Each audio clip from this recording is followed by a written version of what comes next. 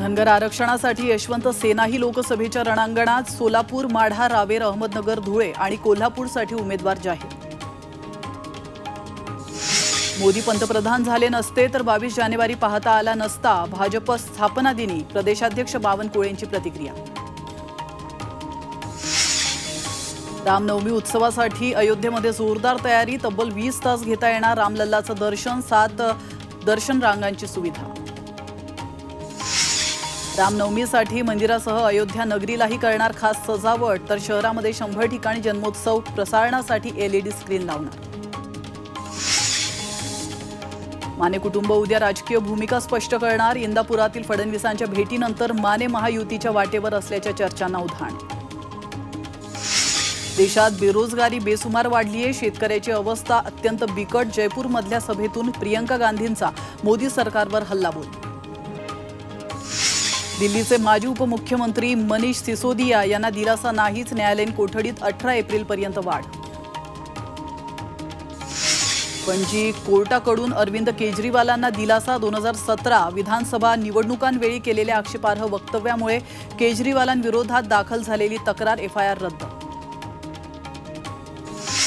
पश्चिम बंगालमध्ये मिदनापूरमध्ये NIA पथकावर दगडफेक। 2022 मधील स्फोटा प्रकरणातील चौकशीसाठी गेलेल्या पथकावर हल्ला। TMCच्या मानवेंद्र जानांविरोधात तक्रार।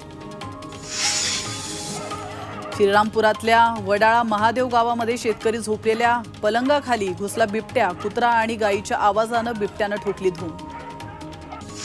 सापाचं विष तस्करी आणि रेव पार्टीबाबत एल्विश यादववर 1200 पानांचं चार्जशीट दाखल। आरोपपत्रात एल्विशसह 8 जणांची नावं।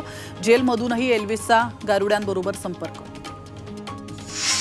लहान मुलांच्या तस्करी प्रकरणात दिल्लीत केशवपुरममध्ये CBIची छापेमारी। हॉस्पिटलमधून नवजात अर्भक चोरीची प्रकरणं वाढल्याने छापे। NCERTच्या 11वी आणि 12वीच्या पॉलिटिकल सायन्सच्या पुस्तकात सांप्रदायिक संदर्भाबाबत बदल। तर गुजरात दंगे, बाबरी मस्जिद, मणिपूरचं भारतात विलिनीकरणाच्या संदर्भात बदल। भूकंपानं स्टॅच्यू ऑफ लिबर्टीही थरारला। न्यूयॉर्कमध्ये 4.8 रिश्टर स्केलचा भूकंप। भारतीय पोस्ट ऑफिसने रचला इतिहास। पृथ्वीच्या दक्षिण ध्रुवावर भारतीय पोस्ट ऑफिसची शाखा।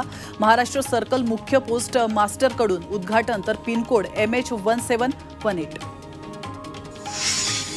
भारतीय हवाई दलाचं आज लखनौ आग्रा एक्सप्रेसवेवर शक्ती प्रदर्शन। सुखोई 30 MKIचं लँडिंग। आपत्कालीन परिस्थितीसाठी रंगीत तालीम। इस्लाच्या स्वयंचलित रोबो टॅक्सीचं 8 ऑगस्टला अनावरण। एलॉन मस्कची एक्सवर माहिती।